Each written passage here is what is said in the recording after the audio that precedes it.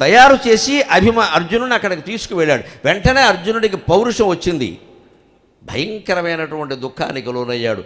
ఆ దుఃఖంలో అక్కడ ఒక ప్రతిజ్ఞ చేశాడు, కావు మటంచు ధర్మజుని కాళ్ళ పయింబడకున్నా.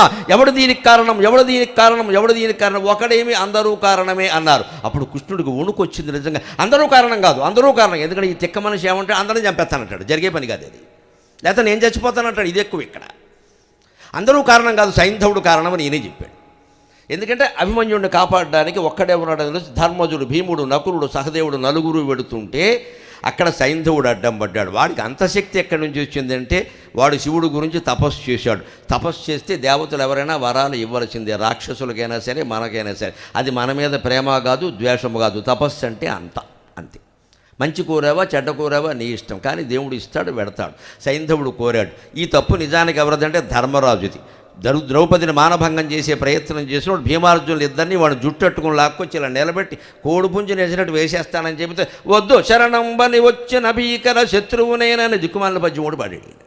వదిలేయండి. పైగా దుస్తల ఒక్కతే కూతురు మొదలుపెట్టి, నీకు ఎందుకే గొడవ, ఒక్కతే కూతురైతే ఏమైంది, వితంతు పింఛన పథకం ఇస్తారు అక్కడ, ఏమైంది ఇక్కడ.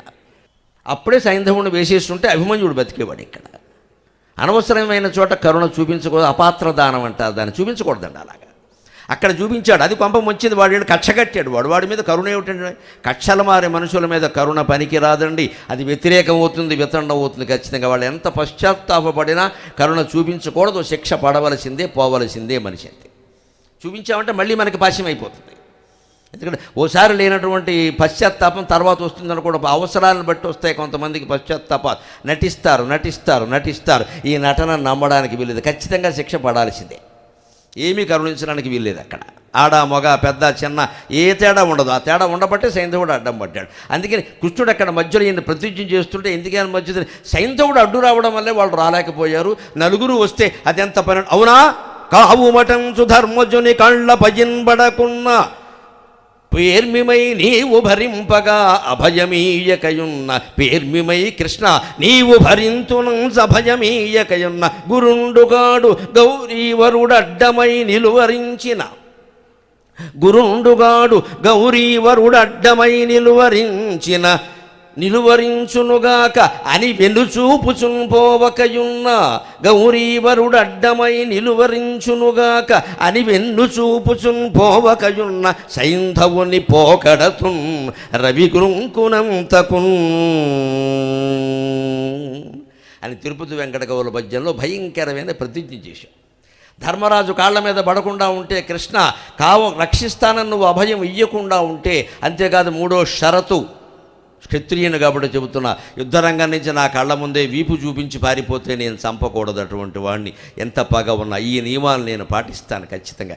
ధర్మరాజు కాళ్ళ మీద పడకుండా ఉంటే, నిన్ను శరణు వేడకుండా ఉంటే, అలాగే యుద్ధరంగంలో భయపడి పారిపోకుండా ఉంటే, మా గురువు ద్రోణాచార్యులు కాదు శివుడు సాక్షాత్తుగా అడ్డం వచ్చినా సరే రేపు సాయంత్రం సూర్యాస్తమయం అయ్యేలోగా వేసేయడం ఖాయం అని చెప్పేశాడు. ఈయనది అభిమన్యుడిని మించిన ఆవేశం, ఇది త్వరలో విడుదల. ఇది అభిమన్యుడిని మించిన ఆవేశం. ఈయనకంటే అభిమన్యుడేనయ్యాం. వాడు పోనైనా పోయాడు, ఈయన పోడు, వాళ్ళని చంపడం, కృష్ణుడు చంపుతాడు మధ్యలో. ఇక్కడ పైగా ఈయన కాపాడడం కృష్ణుడి విధి. ఎందుకంటే భగవద్గీతలో ప్రతిజ్ఞ చేశాడు, క్షిప్రం భవతి ధర్మాత్మ శశ్వచ్ఛాంతిం నిగచ్చతి. 9వ అధ్యాయం రాజవిద్య రాజగుహ్య యోగంలో ఉంటుంది. భగవద్గీతకు వ్యాఖ్యానాలు చాలామంది రాశారమ్మా, కానీ నిజమైన వ్యాఖ్యానం వ్యాసుడు 2 చోట్ల 2 వ్యాఖ్యానాలు రాశాడు. భగవద్గీతకి మొదటి వ్యాఖ్యానం భారతం, రెండో వ్యాఖ్యానం భాగవతం. వేరే వ్యాఖ్యానాలు అక్కర్లేదు. ఎంతమంది రాసినా వాటిని మించి ఉండవు. భారతం మొత్తం ప్రత్యక్షరం చదివితే భగవద్గీత ఉదాహరణలు కనపడతాయి, భాగవతం చదివితే ఇంకా కనపడతాయి. జ్ఞానయోగం, క్షేత్రజ్ఞ విభాగ యోగం, మోక్ష సన్యాసుల యోగం లాంటి చోట ఉన్నది భాగవతం. మిగిలిన కర్మయోగం లాంటి చోట, సాంఖ్యయోగం లాంటి చోట ఉన్నది, రాజవిద్య రాజగుహ్య లాంటి చోట ఉన్నది భారతం. దానికి వ్యాఖ్యానాలు వ్యాసుడే రాశాడు, మనం రాయక్కర్లేదు కొత్తగా. భగవద్గీత ఆచరించాలి కానీ కామెంటరీస్ రాసుకుంటూ కూర్చోవద్దు. మనమేం రాయలేదు. ఇగో ఇది కామెంటరీ. క్షిప్రం భవతి ధర్మాత్మ అశశ్వచ్ఛాంతిం నిగచ్చతి కౌంతేయ ప్రతిజానీహి నమే భక్త ప్రణశ్యతి. మా భక్తి లవలేసి ఉన్నా సరే వాడిని ఇప్పుడు కాకపోతే వచ్చే జన్మలోనే నేను కాపాడుతా, అందులో తేడా ఏం లేదు. ఇక్కడ వాడిని మంచి కుటుంబంలో పుట్టిస్తా, మంచి వంశంలో పుట్టిస్తా, ఐశ్వర్యం ఇస్తా, జ్ఞానం వైరాగ్యం ఇస్తా, ఈ జన్మలో ఏమాత్రం కృషి చేసినా ఈ జన్మలోనే కాపాడతా. లేదు వాడు నాకు అవకాశం ఇవ్వకుండా ఇంకా పిచ్చి పనులు చేస్తే కనీసం వచ్చే జన్మలోనే నేను కాపాడతాను, నా లోపం ఉండదు, భక్తుడి లోపం తప్ప అని సత్యనారాయణ స్వామి కృష్ణుడి రూపంలో మనకందరికీ అభయం ఇచ్చాడు. మనం నిశ్చింతగా ఉండాలి, నిశ్చింతగా ఉండాలి. మన బుద్ధి ఎలా పనిచేస్తుందో చూసుకుంటే చాలు. మన బుద్ధి పాడైతే ఆయన అనకూడదు, నేను కాపాడుతానని చెప్పాడు. కౌంతేయ ప్రతిజానీహి, అర్జున నువ్వు ప్రతిజ్ఞ చెయ్యి, నేను ఆ ప్రతిజ్ఞ నెరవేరుస్తా. ఇప్పుడు ఇది సమస్య. ఈయన ప్రతిజ్ఞ చేశాడు, రేపు సాయంత్రంలోగా సైంధవ కౌరవ అభిమన్యుల మరణానికి కారణమైన వాళ్ళని చంపేస్తాను అని. ఇప్పుడు అక్కడి నుంచి కాపాడుకుంటూ రావాలి. అందుకని పాపం ఈయన ఏం చేశాడు అంటే, ఏమిటి పరిస్థితి, అంతమందిలో ప్రతిజ్ఞ చేసేసాడు. రాత్రి అయింది, 13వ రోజు రాత్రిది, రాత్రి 10 గంటలైంది. పైగా ఈ ప్రతిజ్ఞ ఎలా చేశాడు, 10 మందిని పిలిచాడు. మామూలు టీవీల వాళ్ళని, ప్రింట్ మీడియా వాళ్ళని కాదు, యూట్యూబ్ గ్యాంగ్ను కూడా పిలిచేసాడు. మొత్తం మీరు రాసుకోండి. వీళ్ళందరూ మొత్తం చర్చలు, సబ్ హెడ్డింగులు అన్ని థంబ్నెయిల్స్ మొత్తం పెట్టి ఇష్టం వచ్చినట్టు రాసేసారు. ఇంత చేశాక నువ్వేమైనా కాదంటే కుదురుతుందా? ఈవేళ చెప్పే ముందే ఆలోచించుకోవాలి. అందుకని కృష్ణుడు పాపం రాత్రి పడుకుందుకు 10 గంటల వేళ పరమాత్మ భక్తుడిని రక్షించాలంటే ఆయన పాత్ర ఎంత క్లిష్టమైన ఎలా నిర్వహిస్తాడో చూడండి. దారుకుడితో అంటున్నాడు ఒక మాట, దారుక ఆయన సారథి కదా, దారుకుడితో అన్నాడు, దారుక నాకు అనుమానంగా ఉంది, రేపు నా రథాన్ని సిద్ధం చేయి. శైబ్య సుగ్రీవ మేఘపుష్ప వలాహకాలనే 4 గుర్రాలతో ఉండే నా రథం ఉందే, దాన్ని సిద్ధం చేయంటే దారుకుడు వణికాడు. స్వామి మీరు అర్జునుడికి సారథి కదా, మీ రథం ఇప్పుడు ఎందుకు సిద్ధం అంటే, నీకు తెలియదయ్యా, నరుడిటూలో ఆడునే, ఇది తిక్కన గారి పద్యం, నరుడిటూలో ఆడునే నృపగణంబు వినంగా, నరుడిటూలో ఆడునే నృపగణంబు వినంగా, జయింపశక్యమే గురు కురుసేనలన్, జయింపశక్యమే గురు కురుసేనలన్, తరణి కృంకకమున్న జయింపశక్యమే గురు కురుసేనలన్, తరణి కృంకకమున్న తలంప చాలా దుస్తరమిది, ఈతడి ప్రతిన తప్పకయుండగా తీర్చునట్లుగా పొరయకయున్న దుర్దశల పొందనే పాయని నిందకుందనే. ప్రేమ అంటే పూసుకొని రాసుకుని తిరగడం కాదండి, అస్తమానం ఏదో మెసేజ్లు పంపడం కాదండి, అరగంటకు ఒకసారి ఫోన్ చేసి ఎక్కడున్నామని షంటింగ్ చేయడం కాదండి. ప్రేమ అంటే ఎక్కడ నాకెందుకు చెప్పలా అని ఏడవడం కాదండి. ప్రేమ అంటే taking the responsibility of the whole life. నీ మొత్తం జీవితానికి బాధ్యత వహించే భర్త, నీ మొత్తం జీవితానికి బాధ్యత వహించే భార్య నిన్ను ప్రేమిస్తున్నట్టు లెక్క. ఇష్టమైన కూర చేయడం, ఇష్టమైన పని చేయడం పెద్ద విషయాలు కాదండి, హోటల్లో వాడు కూడా చేస్తాడు. దాని గురించి అంత మనం వాటికే ప్రాధాన్యం ఇస్తాం. నాకు ఇష్టమైన పని, నీకు ఇష్టమైన ధర్మమా అధర్మమా, ఇష్టం గురించి మాట్లాడతారు అందులో దరిద్రపు మాట. ధర్మం ఏమైంది, నీకు ఇష్టమైతే సరిపోయిందా, ధర్మం కావక్కర్లేదా? భగవంతుడు ఇష్టాన్ని ప్రేమించాడు, ధర్మాన్ని ప్రేమిస్తాడు. అర్జునుడి జీవితానికి టోటల్ రెస్పాన్సిబిలిటీ వహించాడు ఆయన, పూర్తి బాధ్యత. ఆయన తప్పు చేసినా సరే రక్షిస్తాడు. ఇది తప్ప, ఇది అధికం, ఇది అతి నటన, ఇది ఇంత మాట ఎందుకు అనాలి? సాయంత్రం అని గేటు పెట్టడం, పైగా ఏమన్నాడు, సాయంత్రంలోగా అతను చంపకపోతే నేను అగ్ని ప్రవేశం చేస్తాను. రెండోదే ఖాయం ఇక్కడ. ఎందుకంటే వాడిని చంపడం నీ చేతిలో లేదుగా, నువ్వు బావడం నీ చేతుల్లో ఉందిగా. సీలింగ్ ఫ్యాను తాడు ఉంటే చాలు, ఇంకేమిటి? నువ్వు అనుకున్నది సాధించడం నీ చేతుల్లో లేదు, కానీ ఉరీసుకోవడం ఏముంది? మంచాలు ఇప్పుడు సిద్ధంగానే ఉన్నాయి, వాల్చక్కలేదు. దాని మీద కుర్చీ వేసేది, దాని మీద తాడు వేసేది, ఆడాళ్ళ చీరలు సిద్ధంగానే ఉంటాయి, చున్నీలు కూడా ఉంటాయి, మా బోటిగాళ్ళు కండువాలంటే ఓటు వేసేది. శ్రీమద్రమారమణ గోవిందో హరి. శీలింగ ఫేనాయ విద్మహే చున్నీ కంఠాయ ధీమహి తన్నో మృత్యు ప్రచోదయాతు, అయిపోయినట్టే లెక్క. ఇప్పుడు ఆత్మహత్య మన చేతుల్లో, హత్య చేయాలంత కోపం వచ్చినా హత్య మనం చేయలేం, కానీ ఆత్మహత్యకేముందంటే మన చేతిలో ఉంది అది. అంచేది ఇప్పుడు కృష్ణుడు భయపడేది ఏమిటి? ఆత్మహత్య సంగతి. అగ్ని ప్రవేశం అని ఎందుకు అనాలి? చంపుతాను వీలైతే అనొచ్చు కదా, మన రాజకీయ నాయకులు మాట్లాడినట్టుగా. లౌక్యం తెలియదయ్యే. అందుకని అంటున్నాడు, దారుకుడితో ఏమంటున్నాడంటే, ఏమిటయ్యా భక్తులు అంటారు, పిచ్చెక్కిన మనుషులు అయ్యా వీళ్ళని కాపాడడం నాకు తప్పదు కదా, దిక్కుమాలిన మొక్కులన్నీ మొక్కుతారు వచ్చేసి ఇక్కడ, అది సాధ్యమయ్యేది కాదు. మహాపాపాలు చేస్తాడు, నా పాపాలన్నీ పోవాలంటాడు. వీడు పాపాలు ఎవడు భరించాలి? నా గుడి కట్టుకున్న పాపానికి నేను భరించాలా? ఇది మనం నేర్చుకోవలసింది. భగవంతుడిని మన పనులు చేయమని అడగడం కదా, ఆయన చెప్పిన ధర్మకార్యాలు మనం చేయాలి. నరుడిటు రాడు నేను ఉపగణంబు వినంగా. ఈ మాట ఏదో రహస్యంగా నాతో చెప్పచ్చు కదా, బాబా సైంధవుని చెప్పచ్చు. కీప్ క్వైట్, ఏం మాట్లాడక, అసలు బయటికి రానిద్ది విషయం. అని పొద్దున్నే సైంధవుడిని 2 ఇడ్లీ పెట్టడానికి పిలిచి సాంబార్లో ఏదో కలిపితే అయిపోతాడు. మొత్తట్టుకుండా ఉంటే బలి పడుతుంది, అయిపోయాయి.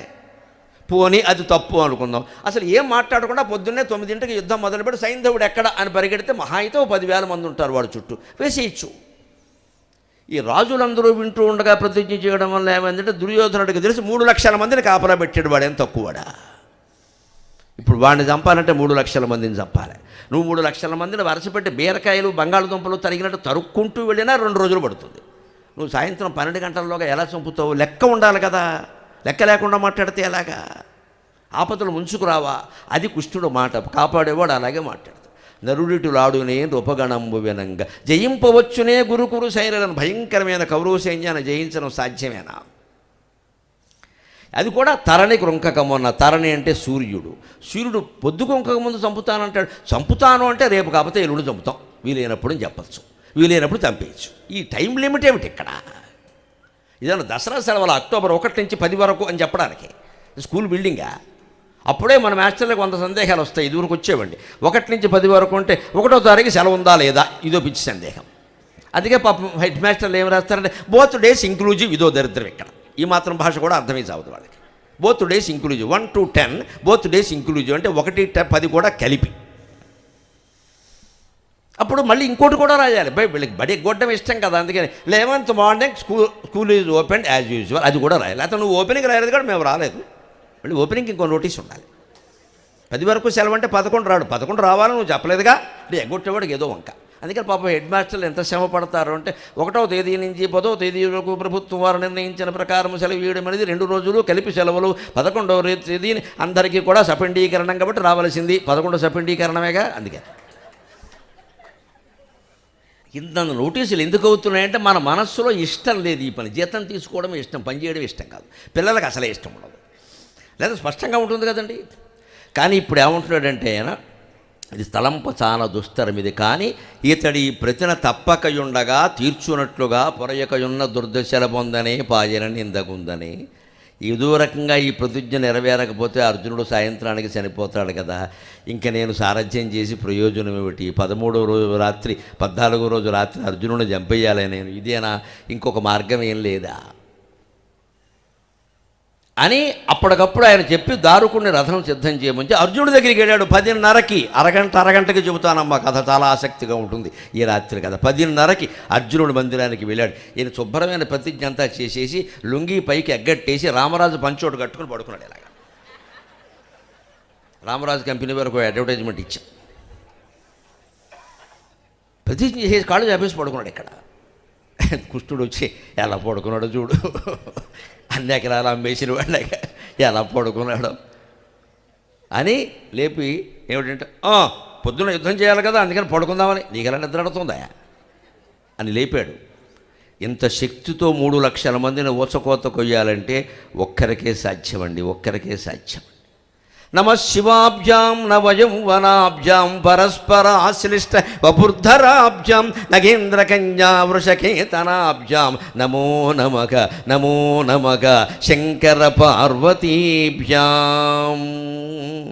అకర్వ సర్వమంగళాకలాకదంబ మంజరీరస ప్రవాహమాధురి విజృంభణా మధువ్రతం స్మరంతకం పురంతకం భవంతకం మఖంతకం గజంతకం ధకంతకం తమంతకంతకం భజే అని అర్జునుని లేపి నీ ఇష్టదైవం ఎవరని అడిగాడు. నీకు తెలుసు కదా బావా, శివుడు కదా అన్నాడు. దా అన్నాడు. శివుడు పూజ చేయి. అర్ధరాత్రి 11ంటికి పూజ చేయించాడమ్మా. శివుడు పూజ చేయి. మన విగ్రహారాధన, పూజలు, అభిషేకాలు తప్పకుండా ఫలిస్తాయి. చిత్తశుద్ధిగా చేయాలి, మొక్కుబడిగా చేయొద్దు. దేవుడికి అభిషేకం చేసేందుకు చన్నీళ్లతో కాదమ్మా, కన్నీళ్లతో చెయ్యాలి. ఇంత కష్టం వచ్చింది, నిన్ను కాకపోతే ఎవరిని అడుగుతానయ్యా అని చెయ్యాలి. ఏదో సోమవారం కదా అని చేస్తున్నా అంటే చూద్దాంలే మంగళవారం అంటాడు ఆయన. ఇక ఎందుకు చేస్తున్నాం ఇదంతా? పోనీ ఏ కష్టాలు లేవు, ఏమీ కోరు, హాయిగా చిత్తశుద్ధి, అసలు అభిషేకం చేయడమే నాకు అదృష్టం అని చెయ్యాలి. దాని నుంచి ఫలితం, దీని నుంచి ఫలితం, ఒకళ్ళ ముఖాలు ఒకడు చూసుకుంటూ ఫలితం. మైకు నాకు ఇవ్వలేదని గొడవ పెడుతూ అభిషేకం. దేనికి అభిషేకాలు? మైకి నీకు ఇవ్వకపోతే ఇంకోటికి ఇస్తే ఈ రాగద్వేషాలతో కాదు చేయవలసిన చిత్తశుద్ధితో చేయాలి. అందుకని కూర్చోబెట్టి పూజ చేయి, శివ పూజ చేయి అన్నాడు. అంటే ఈయన చూస్తున్నాడు శివలింగం కోసం, అన్నీ దొరుకుతాయి నీకు, ఇక శివలింగం కాశీ వెళ్దాం ఇప్పుడు అని ఆయనే ఎదురుగా కూర్చున్నాడు. చెయ్యి అన్నాడు. అప్పుడు కృష్ణుడినే శివుడుగా భావించి అర్జునుడు శివ పూజ చేశాడు. కృష్ణుడికి శివుడికి భేదమేమీ లేదు, శివకేశవులు ఇద్దరు ఒకటే.